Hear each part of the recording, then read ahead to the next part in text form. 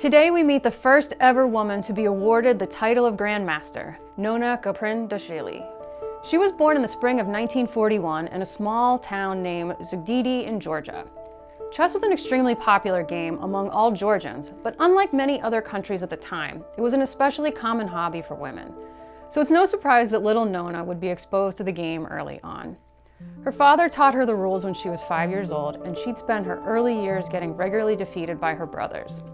Some believe this fierce personal competition with her siblings would lay the groundwork for the signature boldness she'd show in her games later on.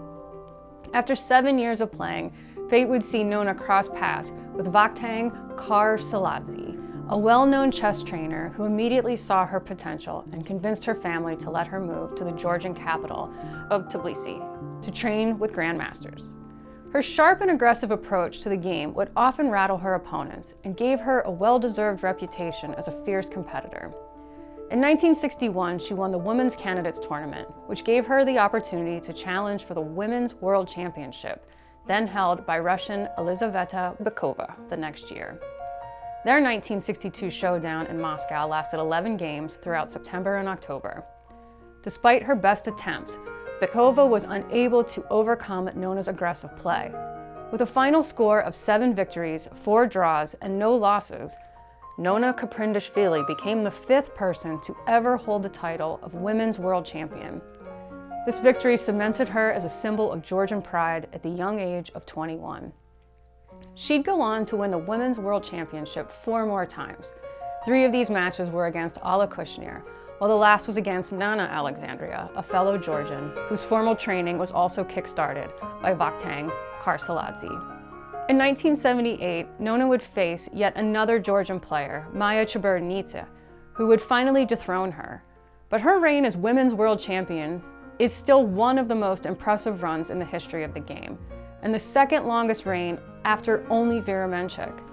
And while losing the title of champion in 1978 would have to sting, that same year she'd make history for a different title earned, the first woman to be awarded the title of Grandmaster by FIDE. She was granted this distinction for her impressive performance in the 1977 Lone Pine International Tournament, where she had the highest performance rating in a field of 48 players and defeated 4 grandmasters. But most importantly, she shared first place in a 4-way tie with Yuri Balashov, Oscar Pano, and Dragutin Sahovic. Never before had a woman won a men's tournament. Throughout her career, she'd also won the Women's Soviet Chess Championship 5 times, and she had a near-perfect record in Olympiads with 10 team gold medals in 11 competitions while representing the USSR and Georgia. Even in her golden years, she never slowed down. In 2009, she placed first in the World Senior Women's Chess Championship. Her consistent dominance against both male and female players for over half a century made her a household name for chess fans worldwide. Which is why it's so heartbreaking when the popular Netflix series Queen's Gambit, a show about a fictional female chess player, falsely claimed Nona had never played against men. Nona sued the streaming giant for defamation and settled the matter in 2022. But the thought that so many people without chess backgrounds could have seen this show and been misinformed about her true impact on the game is still unfortunate. Nona Gaprindashvili's legacy is that of a trailblazer, a champion, and a true grandmaster of the game.